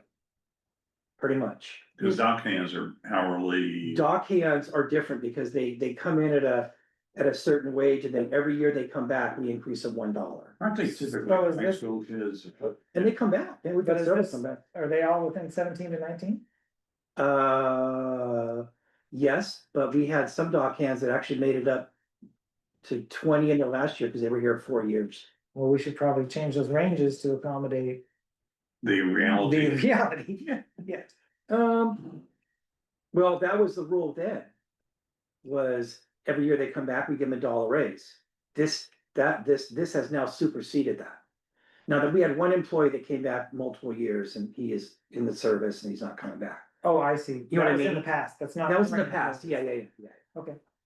But if you want the flexibility to pay them outside of this $2 an hour range, then. You'd have to we should- change resolution or amend resolution, Amend the which was a resolution. great suggestion on your end. Thank you, John. Okay. And that's what happened last year, is we made this resolution to bring everyone up, and that's why we made several presentations, and the people got pretty substantial raises from that. So can we adjust resolution 315 to, as you suggested? I think we should, rather than just say we can allow for cost of living raises, I think that's gonna get messy a few years down the road, when it's like, okay, what is the pay range here? I think we should, every time we wanna adjust it, which I think it makes sense to do this annually. We should say effective January 1st, 2026, these are the pay ranges for, if we wanna adjust the cost of living, we should say. You know, staff prepare a new document with these plus 3% of all the low, medium and high. And then we'll prove that. So so the board would just deal with it through time as conditions changed? Yeah, the economy might tank, there might be a ton of inflation, you know, we can't look forward. No, So So- every year we'll reassess our pay. So right now as it stands, so the minimum rate range, say for facilities maintenance, $22 per hour. If they get a cost of living, because cost of living fluctuates, Yeah, right? this year it's about 2.9%. So it doesn't necessarily jump them to 25. Well, our Yeah. facilities maintenance are I at the see. max. So, yeah, that. But I'm so- just saying, if somebody, Oh, yeah, Quit. yeah. somebody new comes on, maybe they come on at 22. Yeah. And I Then they guess get a it's- cost of living, Or a raise. Now I'm realizing there's Or kind of actual another raise. wrinkle to it. okay, This is just the range. Chris has to, or the ED has discretion to pay Where they people within fall. the range. where they fall. Some employees might have not done that well that year or got a bunch of warnings and reprimands, and maybe we don't wanna give them, maybe Chris doesn't wanna get them a raise that year. Some employees may have done a great job, Right, and Chris may want to give them more than a cost of living change. And I think that's something that the executive director should have some discretion at least to Right. make those decisions, cause we don't know the details of every Right. individual employee and how well good of a job they're doing. so it's a It's not really our performance job. review and or a cost of living in his toolbox, right? Yeah, well, To be- unless they're topped out at this range, then Mm-hmm. he can't give them a raise because we're kind of tying his hands Right. within this Mhm. range. Exactly. Okay. So are we needing to change the maximum? Is that what I'm hearing? I would propose that we change every one of these numbers by 4%. And make it effective January of 2026, including the EDs. can we afford that? Is that a motion? Well, on the budget right now, there is a, oops, sorry. So, No, I Let's- was just whispering. Well, yeah, sorry. that, or we can do a motion with a discussion and then the Yeah, vote we will can be still entirely. discussion after whatever the it is. motion, but, do you have So any I other- second your Well, motion. I'll make the motion. I move that we, amend resolution 315 and increase all of the dollar amounts for all the positions by 4%. Effective January 1st, 2026. Second, now we can have a discussion and nothing's been approved yet. Yeah, So what's your input? Well, my input was that Don and I discussed it, and Don's suggestion was that we give them a cost of living increase, because you got, most of our employees are at the max. You're right, we can't afford to keep going up with big jumps. In fact, you're gonna have to cut. There's gonna be a position being cut next year, I guarantee it. we can cut positions and keep the pay rate the same and reduce the budget. Well, the input was, and I believe, Don, this was in the budget. That we Mhm. put in a 2 what was it, a It's 2.7 2.7. cost of living increase for the employees. So my Okay. motion would be an additional 1.3% over what Don requested and less for the executive director, which would save a lot of budget. So you're And saying- basically right No. now you, I was just explaining my motion. I didn't change my motion. You said you're adding 4. My motion was to increase all these by 4. Dawn said her cost of living projection was 2.7. And I was just clarifying that my motion would be an additional 1.3 to Well, get then to you have to 4. change your motion. No, I'm not changing my motion. My motion is 4% increase. Did you understand the Yeah, logic there? Yeah, I, we're combining, cost of living. It's just a 4% raise. Yeah, we're I'm not just, Just specifying whether it's cost of living or some other. Right, type of right, raise. right. It's a 4% raise. it sounds to me like an additional 4% over what already has been budgeted. Are you changing the budget? No, it's an additional 1 point, what he is correct, it's, we've already budgeted 2.7. Uh-huh. And what Martin is saying, he wants to make a motion to increase that by another 1.3%. Well, I wasn't making any motion about changing the budget. We might want to Well, change the budget. That's My a motion result of didn't- your motion. It could be. No, it is. it is. It is a result of your motion, because we built into the budget and the cost of living increase of 2.7%. You're saying you want to increase that to 4, so we'd have to go back in the budget and increase that. I mean, the commission sets the budget and approves the budget.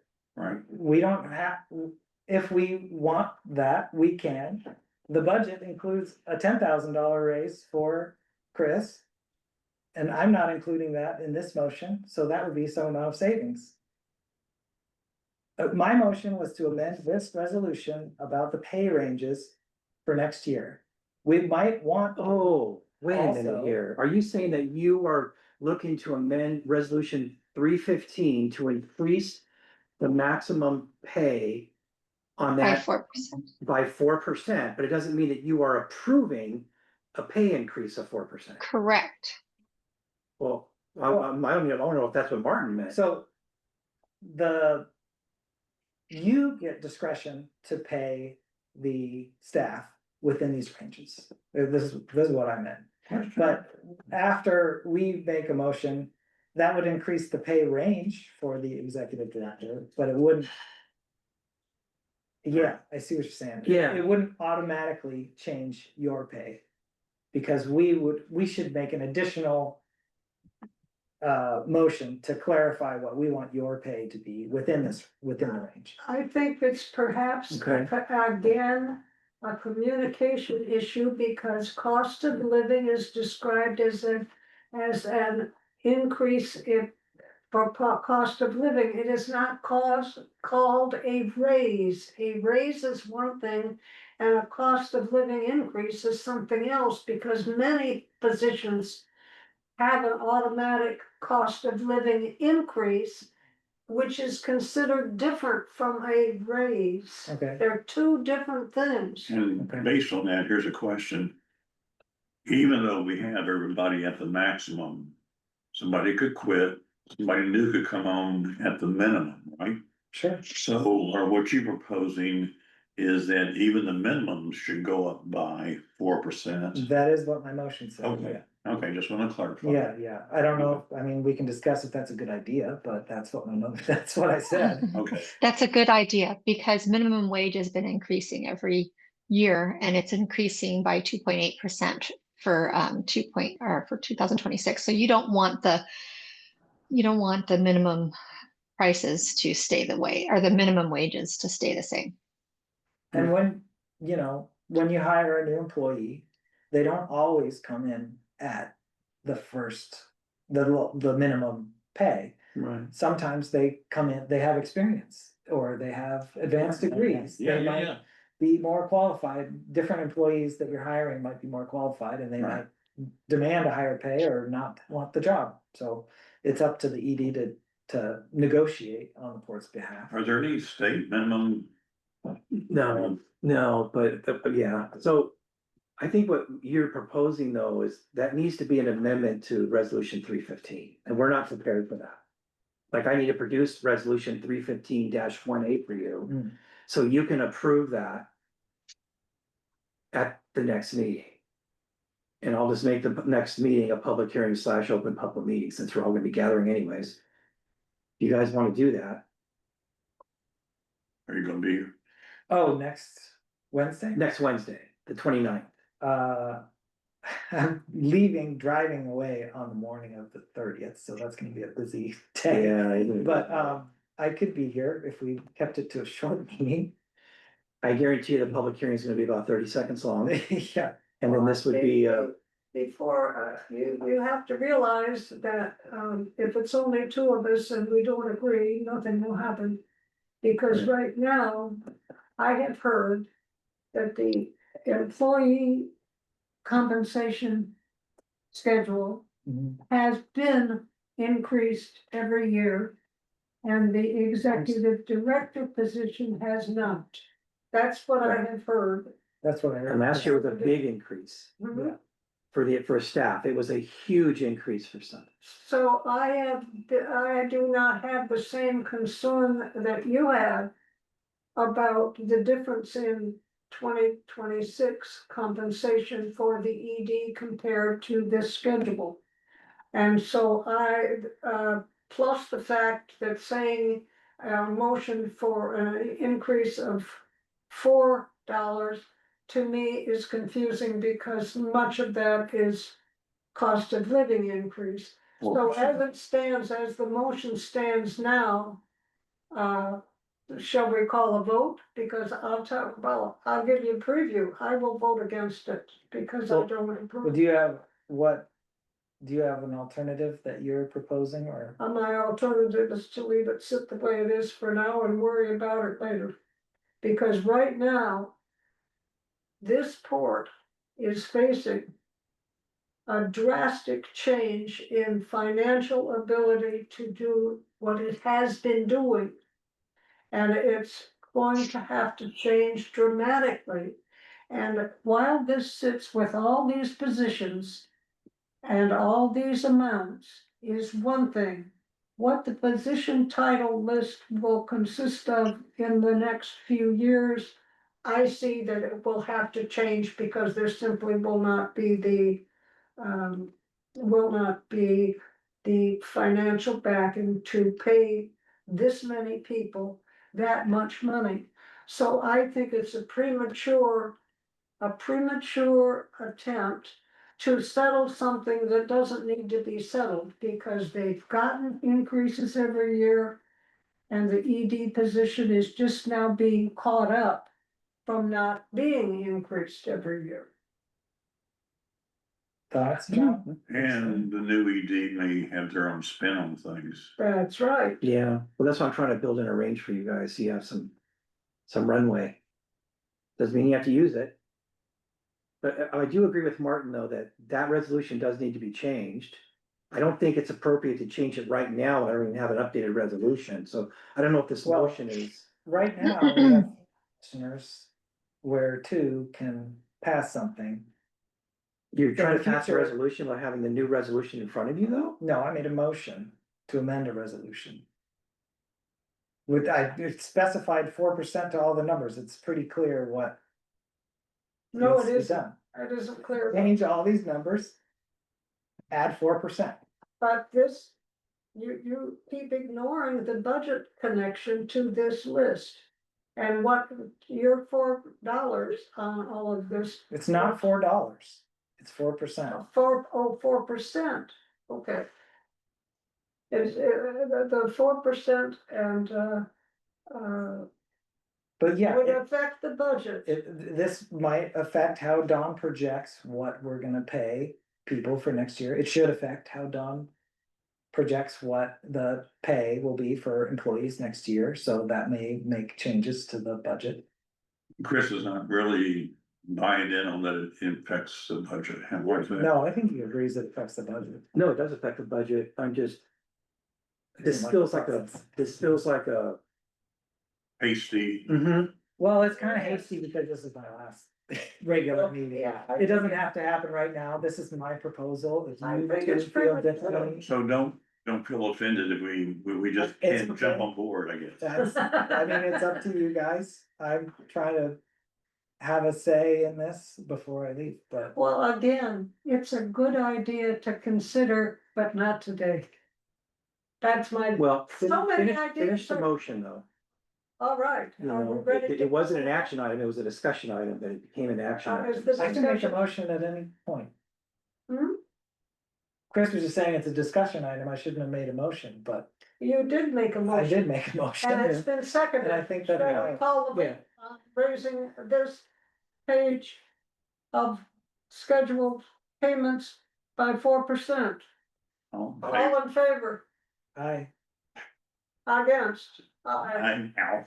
it's been defeated today. Mhm. It doesn't mean that the concept won't come up again, and I appreciate very much your bringing this to our attention. It's just Okay. not time for it yet. I appreciate that, and in the future, when you do.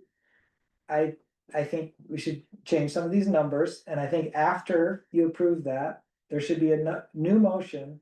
Where you specify exactly the number that you want Chris to make, not a range, but the dollar amount. Like if next week or in the future, you propose a new range for the executive director. That's a range, right? Then you should make another motion that says on Yeah. January 1st, Chris should make this amount of money. And then we, Agreed. when we Smart. hire a new ED, we would pick a dollar amount within that range. Yep, Based on their Presumably, yeah. needs and our needs. or during the hiring process, you may realize you need to change the range. Yep, And you can do that at any moment. It doesn't have to be on Yep. in December. Trying to do it in advance, like I said, premature. okay, so Okay, where we at? hopefully you're here next week. If I- you're not, I you're was not, planning on but- zooming in, but I guess if there's things I need to sign, I should probably just come anyway. Well, yeah, if anything, I will put out an amended resolution 315 for a future meeting that you guys can. Thank you. Yeah, Yeah. good job. And now we're on to 8.3, branch business services 2026 contract renewal. Go ahead and share, Don.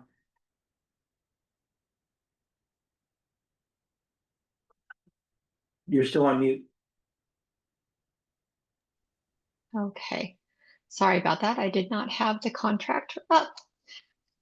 I have it, thought- grab it for you. Okay, You want me to grab it for you? yes, please. Okay.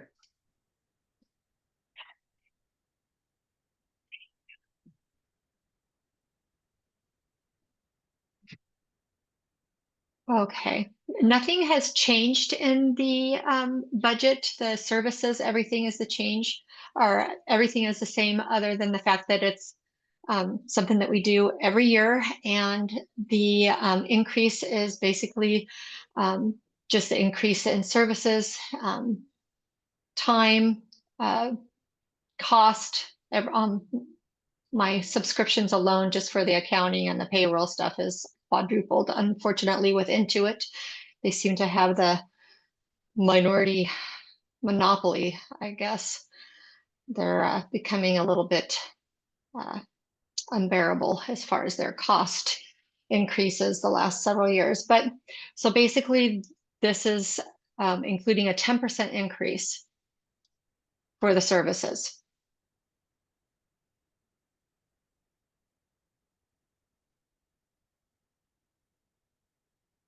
And I What don't are you know, thinking, Mary Ann? I, what, Oh, Mary Ann was having some Well, what emotions. does that come physical out to emotions. annually? What's the annual amount? I can do that. Hmm, 38,000 plus another. So mid-40s, something like that. 51,240. that comes to 50, yeah, 51,240. What is the annual right now? Are you saying it? I thought that was 51,000 was what we were paying for 2025. Apparently, no. Uh, 3881. Oh, Or was, at least that was the 40 budgeted amount. 46,570. Okay, I must be remembering the budget was 51,000 budgeted That's That's probably what what Don budgeted for That's next what year. we put in the budget for 26. for 2026, but this contract still needed to be discussed, so Okay, Yeah, the Yeah, the yeah, I did. 51,000 is a placeholder until you. okay, that number is just, yeah, it sounds pretty high. I mean, it's basically a full-time person. Equivalent to a full-time mhm. position, yeah. Yeah, But like it's a she basic, does- it's You almost guys one. do a lot for us, and all the Yeah. payroll and all the accounting and all the auditing. And There's a lot of cost. There's a lot of cost there, yeah, a lot of Included. work that gets It- done, and you're here for all the meetings. And Yeah, you're it's, doing a good yeah, job. and it's not just the services, it's the cost of, equipment Yeah, they have an office and all these things, yeah. Dog and food. processes. Yeah, actually, at this point, I'm still cheaper than an employee for municipality accounting, thankfully. Municipality accounting, you will find will be, you're lucky in not having to pay for that cost. Yeah, you're probably sure, that's probably right. If we had to hire an accountant with all those skills, it probably would cost us. I make a motion, we approve, Branch Business Services, proposed, service agreement.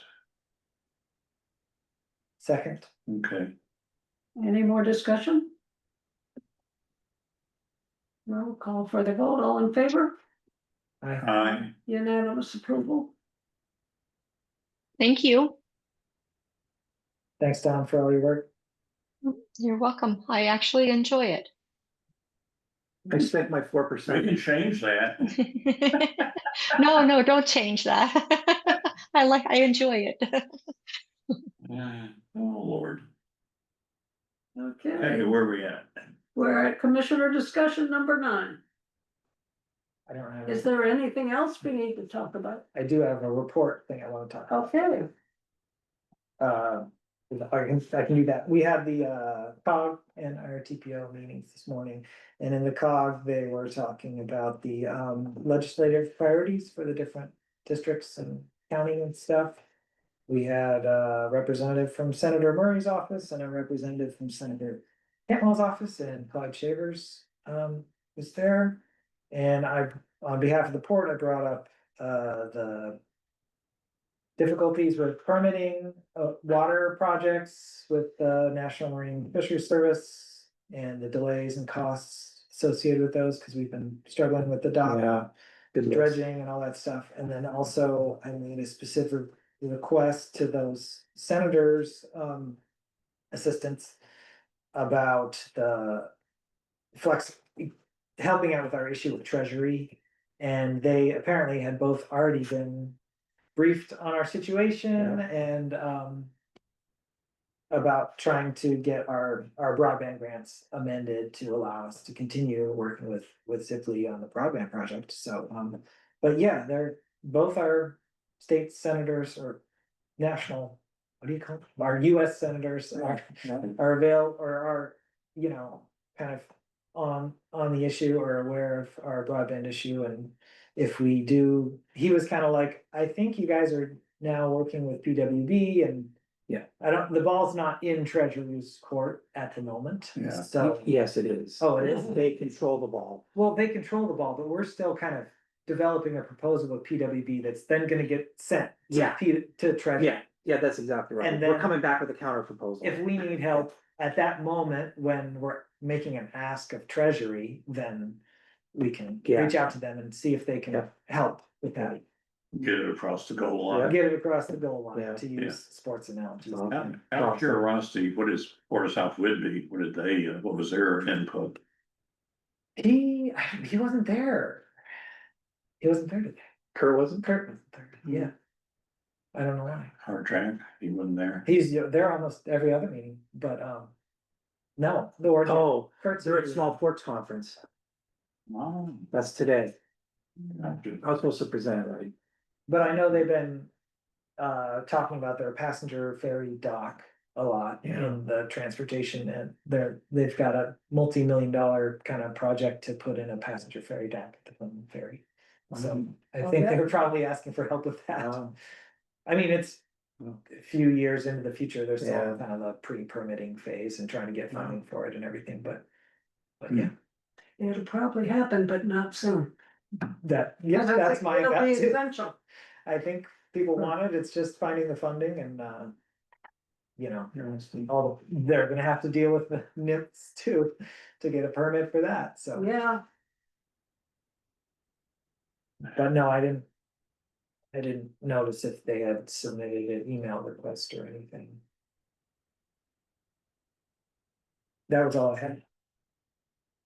And I've been attending the EDC chats that, and they just had one from, Island Senior Resources.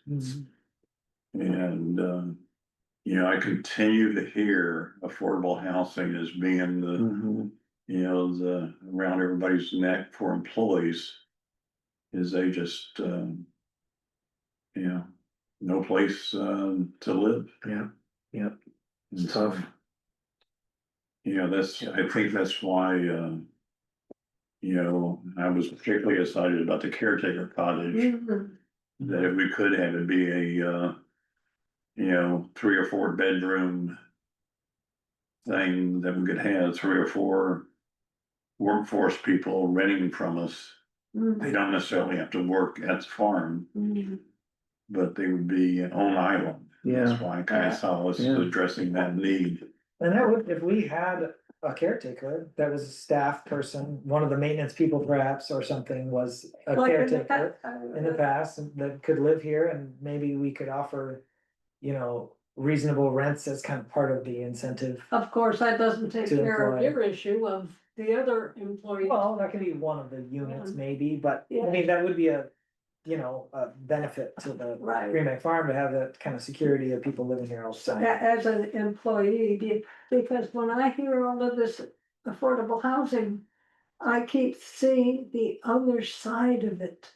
How do you select who qualifies? And how do you make these places fit into communities? There's so much that depends in our culture that requires making money. You have to find somebody that can make money with affordable housing rather than having the taxpayers provide it. I think there's a big difference between affordable housing and workforce housing. Well, Affordable housing kind of comes with a very low income stipulation, right, and rules and regulations but workforce housing is it's different. just, what I've found, when it's called workforce housing, it's defined by the range of rental rates that would be affordable for work people, rather than a description of the person in any way in their credit worthiness or any of that. Yeah. It's just, you've gotta be able to rent a place to live for between these amounts. And I don't know how those get determined or how effective it all is. It's very complicated to find people who actually qualify. And when you talk about affordable housing, I think back to the days when corporations had built whole villages, which was nothing but their employees. So Yeah. it's a very difficult thing, because if people can't make money at it, they look to the taxpayers. And then, as we know from our personal experience, property management isn't easy. No, it's not. No, it's not. We're You dealing think- with tenants. You think it's just wonderful, they'll come in and they'll, you know, live like I do. And then they'll throw out their trash. And they'll be nice people. And that's not always the case. Yeah. Yeah. Yeah, we know that, right? Okay, we got anything else on reports or discussion? If not, we'll go on to the second opportunity for public comment, if there's any. Public comment? The room's warm this time, thanks. It is a little warmer, yeah. Yes, it's very comfortable. It's nice. I took my vest. Anybody on Zoom like to make public comment? Only once, twice? Okay, no public comment. This meeting is finished. 2:55 PM. And thanks again, Martin, for that, all your work, and I really like the idea of the emergency